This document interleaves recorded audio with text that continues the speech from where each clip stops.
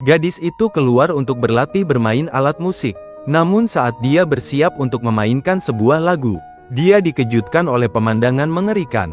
Hanya melihat di tanah kosong tidak jauh, ada mayat yang terpotong-potong tergeletak di sana. Di sampingnya ada timbangan elektronik. Di timbangan penuh dengan daging babi segar. Dan berat daging itu adalah 3,3 kg. Tepat berat lahir dari orang yang meninggal. Dan alasan pembunuh melakukan itu hanya agar dia bisa merasakan sakit saat ibunya melahirkan. Sebenarnya hanya 2,5 jam yang lalu, Kozo baru saja duduk bersiap bermain game. Lalu mendengar suara bel pintu dengan tergesa-gesa. Awalnya dia pikir itu makanan yang diantar jadi tidak memperhatikan. Sampai seseorang mulai memutar gagang pintu. Kozo baru menyadari bahayanya. Tapi sebelum dia sempat bereaksi, orang itu sudah berhasil membuka kunci pintu baja. Kozo buru-buru lari ke dapur dan mengambil 2 pedang untuk membela diri. Tapi ketika dia menoleh kembali ke pintu baja, tidak ada siapapun. Tapi tepat ketika dia berpikir bahwa bahayanya telah berlalu, semua itu hanya imajinasi, dia tiba-tiba memiliki sebuah pikiran berani. Apakah orang itu pernah bersembunyi di balik pintu? Kamu menebak dengan benar. Ketika Kozo sadar dari pingsannya, dia melihat dirinya di luar ruangan, dan tangan kakinya terikat. Pembunuh itu tenang, mendeklarasikan kejahatan dan hukuman untuknya. Kozo berusia 22 tahun, pikirannya hanya dipenuhi permainan. Punya tangan dan kaki tapi tidak keluar mencari pekerjaan. Adalah seorang pemalas yang hanya tahu makan dan bersenang-senang sepanjang hari. Saya telah menyediakan hukuman ini khusus untukmu. Merasakan penderitaan ibu. Isi keputusan seperti di atas. Sekarang mulai eksekusi. Laki-laki itu selesai berbicara dan segera mengeluarkan gergaji, memotong 3,3 kg daging dari tubuhnya. Kozo benar-benar merasakan apa itu potongan daging yang jatuh dari ibu. Setelah menerima laporan kasus, polisi segera tiba di tempat kejadian. Kapten Sawamura melihat kartu pembunuh. Langsung teringat kasus aneh lainnya. Di samping mayat itu juga ada kartu. Tertulis 5 kata besar hukuman untuk memberi makan anjing. Dan tidak jauh dari mayat ada sekelompok anjing galak. Jelas pembunuh telah mengikat korban. Kemudian melepas anjing untuk menggigitnya sampai mati. Setelah polisi menyelidiki, ditemukan bahwa korban tidak pernah mengikat anjingnya saat berjalan-jalan. Banyak orang telah digigit oleh anjingnya. Meskipun dikritik oleh banyak orang, dia tetap tidak berubah dan akhirnya mati digigit anjing. Meskipun pembunuh tampaknya telah menyingkirkan ancaman bagi masyarakat, tapi Sawamura merasa ada yang tidak beres. Karena ada banyak orang malas dan tidak mengikat anjingnya. Mengapa hanya ada 2 orang ini yang terbunuh? Jadi dia menduga bahwa antara kedua korban pasti ada kesamaan tertentu. Tapi Sawamura belum tahu bahwa target sebenarnya dari pembunuh adalah dia. Ketika semua orang masih bertanya-tanya tentang motif pembunuh, seorang polisi telah menemukan sebuah petunjuk penting. 3 tahun lalu terjadi sebuah kasus yang membuat marah seluruh negara. Karena pembunuh tidak hanya kejam membunuh seorang gadis kecil, tetapi juga mengambil sampel dari jasad dan memamerkannya di mana-mana. Karena kasus ini begitu keji, maka Dewan Juri tidak bertanya lebih lanjut, dan langsung menjatuhkan hukuman mati seketika. Dan kedua korban yang dibunuh kali ini, semuanya adalah anggota dari Dewan Juri 3 tahun lalu. Jadi, motif pembunuh sudah jelas. Dia sedang membalas dendam untuk orang yang dihukum dalam kasus itu. Mendengar ini, Sawamura tidak bisa tenang. Karena istrinya juga adalah anggota Dewan Juri. Dan yang lebih buruk adalah, kemarin, setelah ke-50 kalinya lupa ulang tahun anaknya, istri saya marah dan pergi dari rumah bersama anak laki-laki kami. Dan dia telah memblokir semua cara komunikasi saya. Ketika Sawamura sedang khawatir, berita buruk lainnya datang kepada saya. Semua anggota lain dari juri kasus itu, semuanya dibunuh oleh pembunuh dengan cara penyiksaan sampai mati. Bahkan hakim yang memutuskan kasus itu juga dibunuh secara brutal di rumahnya.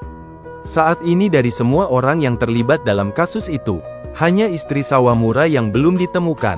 Ketika Sawamura sangat khawatir sampai gila, dia tiba-tiba teringat pada sahabat istrinya, Machiko. Ketika dia datang ke tempat kerja sahabat istrinya, dia sama sekali tidak mau mengungkapkan keberadaan istri, malah menyalahkan dia karena hanya tahu bekerja mencari uang. tanpa memperhatikan perasaan pasangannya. Untungnya rekan kerja datang tepat waktu. Setelah mendengar tentang tingkat keseriusan, teman yang diundang itu terbata-bata mengatakan bahwa sebenarnya mereka sedang bersembunyi di rumahnya. Tetapi hal ini membuat rekan kerja sangat bingung, karena mereka baru saja datang ke rumah Machiko, dan hanya melihat pacar Machiko, tanpa melihat siapapun yang lain. Tetapi setelah mendengar hal ini Machiko ketakutan dan mengatakan bahwa, "Saya tidak punya pacar." Mendengar itu Sawamura tahu ada masalah. Dia segera berlari ke rumah Machiko. Tapi sekarang sudah terlambat. Pembunuh itu sudah mengunci mereka berdua di dalam tong, dan membawa mereka ke markasnya. Ketika Sawamura dan rekan-rekannya datang ke rumah Machiko, hanya tersisa sebuah kartu putih. Di sana tertulis bahwa hukuman kerja. Meski kartu itu seperti malaikat maut mengumumkan tentang kematian istri dan anak-anaknya, tetapi Sawamura tetap percaya bahwa mereka masih hidup. Oleh karena itu dia mulai menyelidiki kasus masa lalu, berharap menemukan petunjuk. Tetapi saat melihat informasi tentang terdakwa, dia menyadari bahwa terdakwa tidak memiliki keluarga atau teman. Tidak ada yang membalas dendam untuknya. Apakah itu merupakan kasus yang salah? Apakah pembunuh gadis itu adalah orang yang sama dengan pembunuh baru-baru ini? Bisa jadi demikian. Pembunuhnya sudah mati. Tapi bagaimana jika dia bukan pembunuh gadis itu? Bagaimana jika ada pembunuh lain yang sebenarnya? Apa pendapatmu? Ketika keduanya berada di jalan buntu, pembunuh tiba-tiba muncul di hadapan mereka. Sawamura terkejut selama 2 detik, lalu langsung mengejar pembunuh itu. Tapi karena menyeberang jalan, dia tertabrak mobil dan terjatuh. Sampai di sini saya harus mengingatkan semua orang. Jalan ribuan mil, keselamatan adalah yang utama. Jangan melintas garis jalan jika tidak ingin celaka. Saat itu, Sawamura tidak peduli apa-apa lagi. Dia buru-buru meminta rekan kerjanya mengejar pembunuh itu. Dia akan istirahat sebentar dan kemudian mengikuti. Rekannya tidak mengecewakannya, segera mengejar dan mendekati pembunuh itu. Saat itu, si pembunuh sedang bermain-main di atap. Sawamura melihat keringat dingin, dengan cepat maju menasihatinya untuk tenang. Tetapi dia tidak menghiraukan kata-katanya. Dia bahkan mengungkapkan sebuah rahasia yang sedikit diketahui. Saya adalah seorang artis yang membuat orang lain terhibur. Sejauh ini saya telah menciptakan banyak karya. Tetapi ada satu hal yang sangat menyedihkan bagi saya. Karya yang paling aku banggakan, sampel gadis itu, malah dicuri oleh seorang manusia biasa. Anggota dewan juri yang bodoh, hanya berdasarkan bukti-bukti tidak penting, telah membiarkan orang lain mencuri karya seni milikku. Apakah karena itu kau menghukum mereka? Ketika Sanae siap menghabisi Sawamura, hujan tiba-tiba berubah menjadi cerah. Sanae tampaknya sangat takut cahaya. Dia terus menggaruk tempat yang terkena sinar matahari. Setelah itu dia melonggarkan dasinya, dan buru-buru meninggalkan tempat kejadian. Setelah itu atasan menyalahkan Sawamura, dan mencopot jabatannya sebagai polisi, serta memenjarakannya selama 2 tahun setengah. Tetapi untuk membalas dendam rekannya, dan menyelamatkan istri serta anaknya yang dalam bahaya, dia tidak bisa ditahan. Jadi saat penjaga lengah, dia menyerang 2 polisi lalu melompat dari mobil untuk kabur. Hal pertama yang Sawamura lakukan setelah kabur, adalah membeli sebuah pistol di pasar gelap. Kemudian dia pergi ke warnet untuk mencari informasi tentang penyakit yang sensitif terhadap sinar matahari. Karena saya telah memperhatikan perilaku aneh Sanae saat terkena sinar matahari, tak disangka setelah meneliti banyak dokumen, saya benar-benar menemukan petunjuk. Itu adalah penyakit sensitivitas terhadap sinar ultraviolet. Setiap bagian kulit yang terkena sinar matahari akan terasa gatal dengan hebat. Lebih parah lagi bisa mengancam nyawa. Setelah mengetahui informasi penting ini, Sawamura sambil menghindari polisi, sambil pergi ke rumah sakit untuk bertanya tentang orang-orang yang sensitif terhadap cahaya. Untungnya usahanya tidak sia-sia. Setelah mengunjungi puluhan rumah sakit besar kecil, akhirnya dia menemukan seorang pasien alergi. Tetapi tidak peduli bagaimana Sawamura menjelaskan, para dokter masih tidak mau mengungkapkan informasi tentang pasien. Jika ingin mendapatkan informasi maka harus ada surat perintah penggeledahan. Apakah menurut Anda ini mirip dengan surat perintah penggeledahan? Jadi di bawah ancaman, Sawamura berhasil mendapatkan informasi tentang pasien. Kemudian dia mengikuti informasi itu, langsung menuju rumah pasien. Ketika dia melihat kartu-kartu di dinding kamar tidur, dan foto-foto dewan juri dan hakim, Sawamura memastikan dirinya telah sampai di tempat yang benar. Namun saat dia bersiap memanggil bantuan, Sanae tiba-tiba menyerang dari belakang, lalu memukulnya hingga tak sadarkan diri dengan palu. Saat Sawamura sadar kembali, dia sudah dikurung di sebuah ruangan tertutup, dan di sampingnya ada dua boneka silikon. Di tangannya memegang sebuah set permainan menyusun dan senjata. Maksudnya jika dia menyusun dengan benar, langit akan cerah. Tetapi jika tidak, hanya ada jalan kematian. Saat itu Sawamura merasa seperti ini. Dia melemparkan set permainan menyusun ke lantai. Tegas tidak berkompromi dengan pembunuh berantai. Tetapi saat mendengar bahwa jika keluar dia akan bertemu dengan istri dan anaknya, dia pun berpikir seperti ini. Jadi untuk menyelamatkan istri dan anaknya secepat mungkin, dia mengambil kembali puzzle. Melihat Sawamura duduk membuat puzzle dari pagi sampai malam, Sanae yang baik hati bahkan memberinya sebuah hamburger. Tapi Sawamura berkata dia lebih baik mati kelaparan di sini, daripada makan sesuatu dari pembunuh. Tapi saat itu Sawamura belum tahu, bahwa daging dalam hamburger itu bukan daging biasa. Setelah makan kenyang, Sawamura melanjutkan menyusun puzzle. Setelah 71 jam kerja keras, akhirnya ia menyelesaikan puzzle itu, dan mendapatkan kata sandi untuk keluar.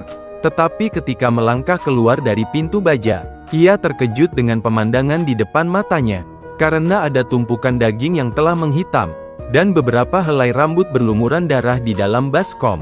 Memikirkan hamburger yang Sanae berikan padanya, Sawamura memiliki firasat buruk. Saat itu ia melihat ada foto istri dan anaknya terpampang di pintu freezer. Ia bergetar mendekati freezer, takut akan menemukan sesuatu yang mengerikan di dalamnya, dan berdiri di sana sekitar 2,5 jam. Akhirnya Sawamura mengumpulkan keberanian untuk membuka pintu freezer.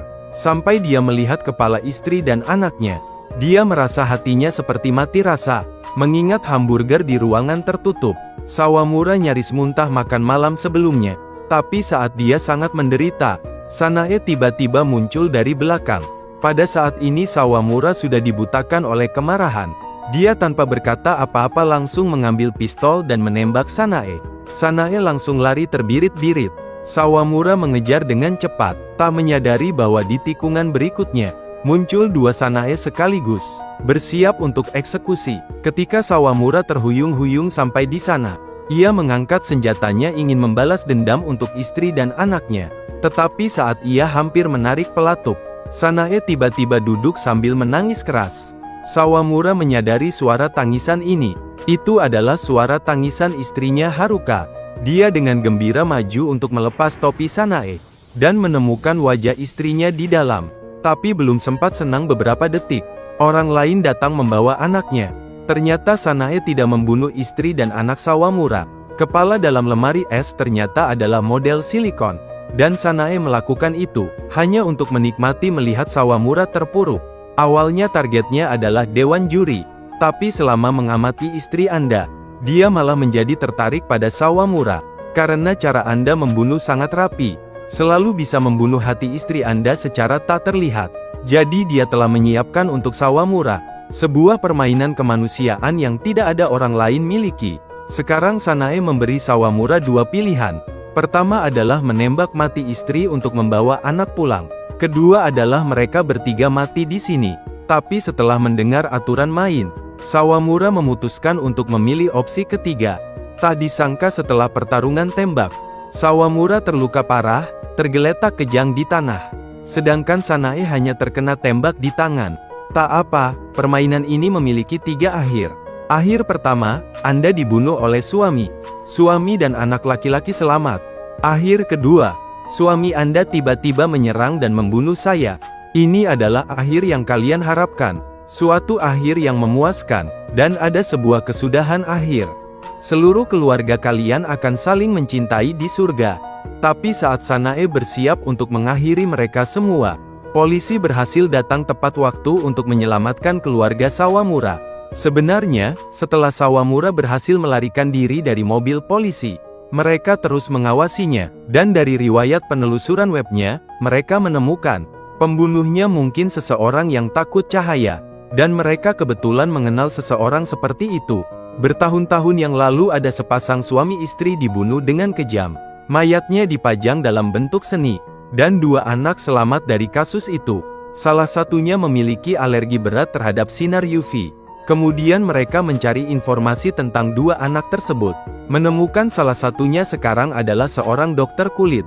Yang lain tinggal di pinggiran kota, tidak ada yang melihat. Sangat mungkin dia adalah pembunuh dalam kasus-kasus terbaru. Oleh karena itu mereka segera mengirim pasukan ke lokasi kejadian. Tepat waktu menyelamatkan keluarga Sawamura yang sedang dalam bahaya. Sanae melihat situasi tidak baik lalu langsung kabur. Tetapi lupa bahwa dia alergi terhadap sinar matahari. Seketika terluka parah karena terkena sinar UV yang kuat. Saat baru saja polisi membawanya ke rumah sakit untuk pertolongan pertama, adik perempuannya langsung datang, karena mencium bau daging panggang. Alerginya bersifat psikologis. Sejak kecil dia selalu dikelilingi oleh kebencian yang sulit ditahan, membuat gejalanya menjadi lebih parah. Untuk sembuh, dia harus menghadapi kebencian dalam dirinya. Setelah itu dia mengambil sebuah suntikan, menyuntikkan ke larutan nutrisi Sanae. Seketika itu juga Sanae mulai kejang tanpa henti, mengakhiri hidupnya yang penuh dosa dalam kesakitan. Saat itu Sanae mengatakan ada 3 akhir. Ketika mencapai salah satu dari akhir itu, apakah mimpi buruknya akan berakhir? Di akhir cerita, Sawamura mengambil cuti untuk bersama istrinya, ikut serta dalam acara olahraga sekolah putranya. Tetapi saat kamu sedang merekam momen itu, kamu menyadari bahwa anak laki-laki kita sangat mirip dengan Sanae, yang terus menggaruk lehernya.